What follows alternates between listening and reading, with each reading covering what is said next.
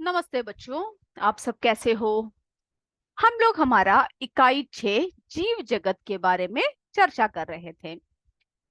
पिछले कक्षा में हमने पौधों के वर्गीकरण के बारे में चर्चा किया, जिसमें हमने किस तरह से वर्गीकरण कहा, जो है पुष्प के आधार पर वर्गीकरण, आकार के आधार पर वर्गीकरण, और आज हम जो देखेंगे आयु के आधार पर वर्गीकरण। तो बच्चों, जैसे कि आप जानते हो, प्रत्येक जीव जंतु की आयु कैसी होती है? निश्चित होती है। जी हाँ, प्रत्येक जीव जंतु की आयु निश्चित होती है और उस आयु को पूरा करते ही क्या हो जाता है? उनकी मृत्यु हो जाती है। तो जब हम पौधों के बारे में बात कर रहे हैं, तो कुछ पौधों का जीवन भी कैसा होता है? कुछ महीनों का होता है। और जबकि क्या होता है, कुछ पेड़ पौधों के जो जीवन है वो वर्षों तक जीवित रहते हैं। आपने देखा होगा, कई पौधे जो है जल्दी क्या हो जाता है, मुरझा कर सूख कर मर जाते हैं। और कई जो है आपने देखा होगा, वृक्ष सब जो है क्या होता है, जो कई सालों तक है ना जीवित रहते हैं। तो इसके आधार पर हम लोग जो है आयु के आधार पर पौधों को 3 भागों में बांटा गया है। तो सबसे पहला एक वर्षीय पौधे, ठीक है।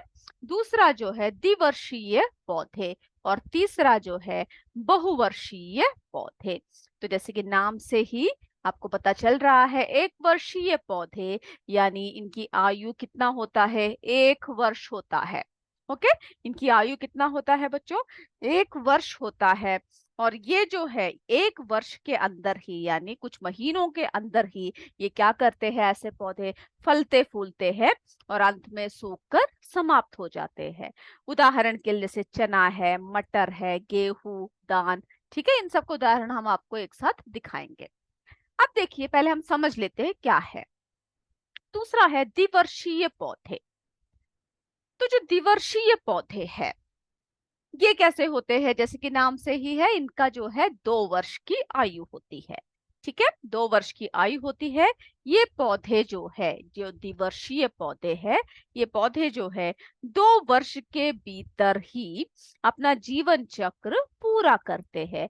और पहले वर्ष में क्या होता है? इन पौधों में जड़, तना, पत्तियां सब पूर्ण रूप से विकसित हो जाता है। और उसके बाद जो द्वितीय वर्ष जो होता है, इसमें क्या होता है?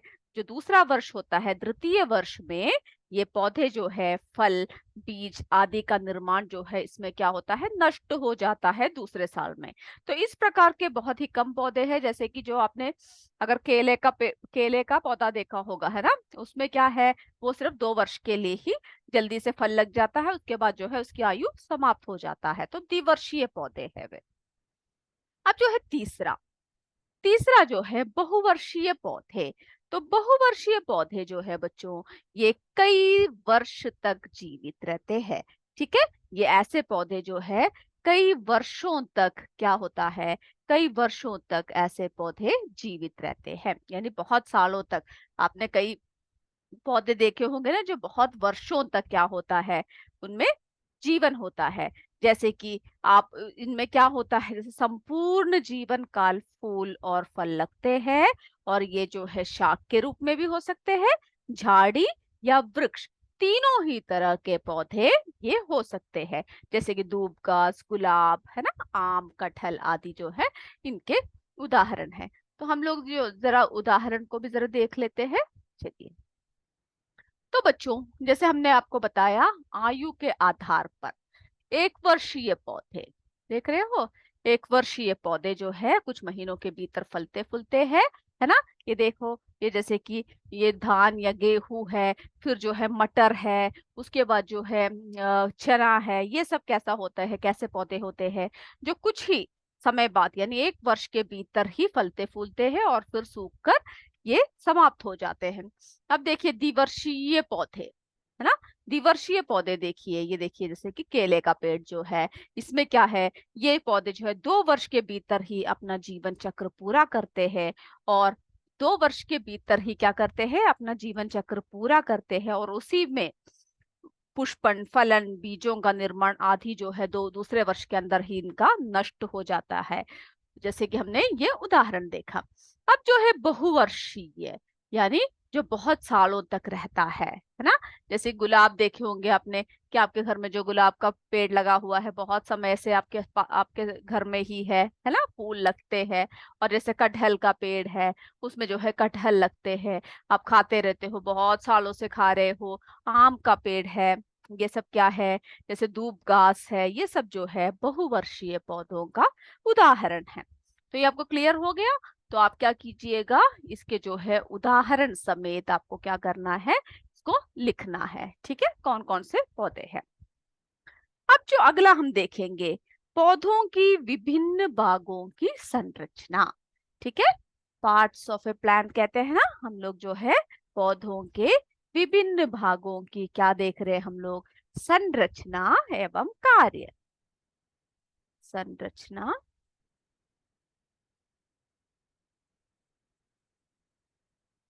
एवं कार्य। चलिए, तो हम लोग अब देखते हैं संरचना और कार्य। जैसे ही आप पौधों की बात करते हो, है ना, जैसे आप पौधों की बात करते हो, तो आपको पता है ना कि पौधों में जो है क्या क्या होता है बच्चों। जड़ होता है, या बहुत पहले से पढ़ते हुए आ रहे हो, है ना। जड़ होता है, तना होता है, फिर जो है पत्तियां होती है। पत्तियां होती है, और फिर जो है हम देखते हैं पुष्प होते हैं। फिर जो है हम क्या देखते हैं, फल देखते हैं, है ना, फल लगता है। तो इस तरह से जो है एक पौधे की संरचना होती है। अगर आपसे कोई कहा जाए कि एक पौधा बनाओ, ठीक है, पौधा बनाने के लिए अगर कहा जाए, तो आपको पता है ना किस तरह से बनाया जाता है। आज आप क्या करोगे, जाकर सुंदर सुंदर पौधे सारे बनाओगे। ठीक है, तो ये जो पौधे जो हम जो बना रहे हैं, जैसे कि ये देखिए ऊपर की तरफ क्या होता है, ऊपर की तरफ जो है पत्तियां होते हैं, है ना, पत्तियां होते हैं पौधों में। चलिए, फिर जो है फिर हम क्या देखते हैं, फूल लगे होते हैं, है ना, कई रंग बिरंगे फूल लगे होते हैं। फिर क्या होते हैं, कलियां होती है।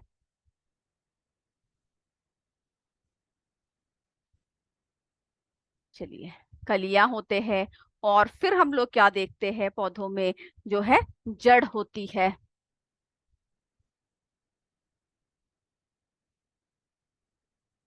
ना, पौधों में क्या होता है बच्चों, जड़ होता है। और फिर जो है उसमें फ्रूट्स भी होते हैं, फल होते हैं। चलिए, तो जो आपकी किताब में एक डायग्राम बना रखा है वो क्या कीजिएगा, आप भी बनाइएगा। तो ये जो नीचे ये जो नीचे का जो भाग है, इसको हम लोग क्या कहेंगे, जो जमीन के अंदर होता है। ठीक है, पौधों के जमीन के अंदर के भाग को हम लोग क्या कहते हैं, जड़ तंत्र कहते हैं। जड़ तंत्र। ठीक है, पौधों के नीचे के जो भाग है उसको हम लोग क्या कहते हैं बच्चों, जड़ तंत्र कहते हैं। और ये जो यहाँ का जो भाग है ऊपर का, यानी मिट्टी के ऊपर का जो भाग है, उसको हम क्या कहते हैं, प्ररोह तंत्र कहते हैं। प्ररोह तंत्र। ठीक है, ऊपर के भाग को क्या कहते हैं, प्ररोह तंत्र। और नीचे के जो भाग है उसको क्या कहते हैं हम लोग, जड़ तंत्र। तो जड़ तंत्र और प्ररोह तंत्र, तो इसको आप याद रखिएगा। तो आपकी किताब में जो एक डायग्राम है उसको भी जरा हम लोग देख लेते हैं। तभी क्या करेंगे, आज घर में जाकर इसको जो है बना कर आओगे। ठीक है, अब सुंदर सुंदर चित्र जो है बना कर आओगे। तो हमने क्या देखा कि ये देखिए सरसों का पौधा है, तो ये देखिए प्ररोह तंत्र कौन कौन से है, ये ऊपर का भाग यानी मिट्टी के ऊपर का भाग, पुष्प है, फल है, तना है, पत्ती है। और ये देखो ये जो नीचे, जो जमीन के नीचे का भाग, जो जड़ है, जिसमें जो है मेन जो जड़ है उसे प्राथमिक जड़ कहते हैं। फिर उस जड़ में से जो दूसरे जड़ निकल रहे उसे तृतीयक जड़ कहते हैं। ठीक है, तो जड़ तंत्र क्या है बच्चों, जड़ तंत्र। तो इसको आप क्या कीजिएगा, आप इसको बना कर आइएगा। ओके, अब जो है जब हम जड़ तंत्र के बारे में बात कर रहे हैं तो हम लोग क्या देखते हैं कि जड़, है ना, जड़ कितने प्रकार के हैं उसके बारे में अब हम लोग जरा देख लेते हैं। तो आप क्या देखते हो कि सारे जड़ के आपको एक समान लगते हैं? नहीं ना। तो जड़, तो बच्चों जब हम जड़ के बारे में बात करते हैं तो जैसे कि आपको पता है ना जड़ क्या होता है कि जो पौधे जड़ द्वारा ही क्या होता है, पौधे जड़ द्वारा ही जमीन पर क्या रहते हैं, जमीन पे वो लोग जो है स्थिर रहते हैं। वो कैसा होता है? जड़ तंत्र के द्वारा ही होता है। तो बच्चों जड़ जो है दो प्रकार के हैं, ठीक है। कौन कौन से जड़ है हम लोग देखते हैं। सबसे पहला जो है मूसला जड़, मूसला जड़। और जो दूसरा प्रकार है वो कौन सा है देखते हैं।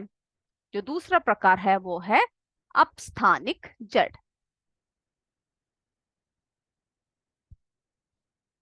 अपस्थानिक जड़।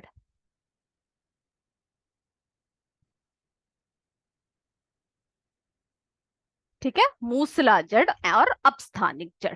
तो हम लोग जरा देखते हैं कि ये मूसला जड़ कौन सा क्या है और अपस्थानिक जड़ कौन सा है। तो बच्चों ये जो है सबसे पहले हम बात करते हैं मूसला जड़ के। तो मूसला जड़ में एक मुख्य मोटी जड़ होती है, जैसे कि हम बनाएंगे तो जड़ जो है जैसे कि ये देखिए, चलिए अब जो है हम लोग क्या देख रहे हैं मूसला जड़ में, इसमें जड़ कैसे होती है, एक मुख्य जड़ होती है। देख रहे हो एक मुख्य जो है एक लंबी सी एक जड़ होती है और उस मुख्य मोटी जड़ में से हो, जड़ जिसको हम लोग क्या कहते हैं प्राथमिक जड़ कहते हैं, उस जड़ में से अनेक पतली पतली शाखाएं निकलती है। ये देखिए अब उस मुख्य जड़ में से क्या है और भी पतली पतली यानी जड़ रूपी शाखाएं निकल रही है। देख रहे हो आप इसमें से क्या है, इसमें से और भी शाखाएं निकल रही है। ये देखिए, देख रहे हो इसमें से और क्या है और भी शाखाएं निकल रही है। तो मूसला जड़ में एक मोटी जड़, ये देख रहे हो एक मोटी जड़ होती है जिसे हम प्राथमिक जड़ कहते हैं और मुख्य जड़ से अनेक पतली पतली शाखाएं निकलती है जिसे हम तृतीयक जड़ें कहते हैं। फिर जो है तृतीयक जड़ें भी जो यानी उनसे भी जो छोटा छोटा निकल रहे हैं उसको हम लोग क्या करते हैं तृतीयक जड़ कहते हैं। और मूसला जड़ जो है जमीन में गहराई तक जाती है। ठीक है, हम लोग जरा आपकी किताब में जो चित्र दे रखा है उसको जरा देख ले कि कौन कौन सा है मूसला जड़। चलिए, तो आप क्या करेंगे आज आप घर में जाकर इसको भी आप बना कर आओगे। देख रहे हो ना मूसला जड़, ये देखिए तृतीयक जड़, ये देखिए प्राथमिक जड़ है। और ये जो है इसमें है तृतीयक जड़ निकल रहा है। तो इस तरह से जो है मूसला जड़ में क्या है, जो इनमें से यानी ये जो मूसला जड़ जो है जमीन में गहराई तक जाती है। यानी कई पौधे जब आप तोड़ते हो तो आप आसानी से तोड़ नहीं पाते हो क्योंकि उन्हें उनकी जड़ें जो है काफी गहरी होती है, तो गहराई तक जाती है। और इनसे पुनः निकलने वाली ये जो शाखाएं है इसे हम लोग क्या कहते हैं तृतीयक जड़ कहते हैं। ओके, तो ये जो है मूसला जड़ जमीन में गहराई तक जाती है और मिट्टी में फैलकर पौधों को मजबूती से स्थिर रखती है, जैसे कि चने में होता है ऐसा जड़, मटर में, सैम में आदि में होता है। अब देखिए अपस्थानिक जड़ क्या है। अपस्थानिक जड़ देख रहे हो, अब सारे जड़ क्या है एक जैसे ही लग रहे हैं, है ना। जैसे कि गेहूं में, दान में, मक्के में आदि क्या होता है अपस्थानिक जड़ पाए जाते हैं। और इसमें बीजों से निकले मूलांकुर की वृद्धि कुछ लंबाई के बाद क्या हो जाता है रुक जाता है और तने के आधार पर इनके शाखाएं ये देखो रेशों की तरफ निकले हुए हैं। तो इन्हें अपस्थानिक जड़े, जकड़ा जड़े, रेशेदार जड़े सभी भी हम लोग क्या कहते हैं इसको कहते हैं। तो हमने देखा कि जो है जड़े, ना हमने क्या देखा कि जड़े जो है कई प्रकार के हैं। जड़े हमने क्या देखा कि कई प्रकार के हैं, जिसमें से आपको क्या करना है इसको भी जरा बनाकर लिख कर आओगे। ठीक है, ये देख रहे हो ये कैसे जड़ है, ये मूसला जड़ है, गहराई तक होती है। और ये जो है ये है अपस्थानिक जड़। क्लियर है, तो इसको आप क्या करोगे, इसको भी आप जरा बना कर आओगे। अब हम जड़ के बाद अगला क्या करेंगे, अगला हम चलते हैं किसकी तरफ, तने की तरफ चलते हैं। तो बच्चों अब देखिए तना क्या है। तो क्या करना है आपको, हम जैसे अपस्थानिक जड़ कैसे बताया कि जैसे कि इस तरह के है ना, ये इसकी ये और नीचे की जो भाग होता है इसमें जड़ें कैसे होते, सब एक समान लगते हैं। यानी कोई भी क्या नहीं है, मुख्य जड़ नहीं है, सभी जो है जड़ें कैसे है, एक ही समान होते हैं। ठीक है। तो जो अपस्थानिक जड़ है इसमें से जो है अनेक शाखाएं की बाती निकल आती है, और इन्हें जो है हम लोग क्या कहते हैं, अपस्थानिक जड़ें कहते हैं, जकड़ार जड़ कहते हैं, रेशेदार जड़ कहते हैं। ये सब हम लोग जो है इनको कहते हैं। चलिए अब हम किसके बारे में बात कर रहे हैं, अब हम लोग जो है तने के बारे में बात कर रहे हैं। तो अगला जो है हम लोग तना। तना, तो तना आपको पता है ना, जो पौधों में जो है क्या है, उसकी जो स्टेम बोलते हैं, यानी जो मोटा सा भाग जो उसके बीच में से होता है उसे क्या कहते हैं, हम लोग तना कहते हैं, है ना, तना। तो तना पादप के प्ररोह का सबसे दृढ़ भाग है, यानी सबसे मजबूत भाग होता है क्या, तना। और इसे हम लोग क्या कहते हैं, इसे हम लोग स्तंभ भी कहते हैं। ठीक है, इसको हम लोग क्या कहते हैं, स्तंभ भी कहते हैं।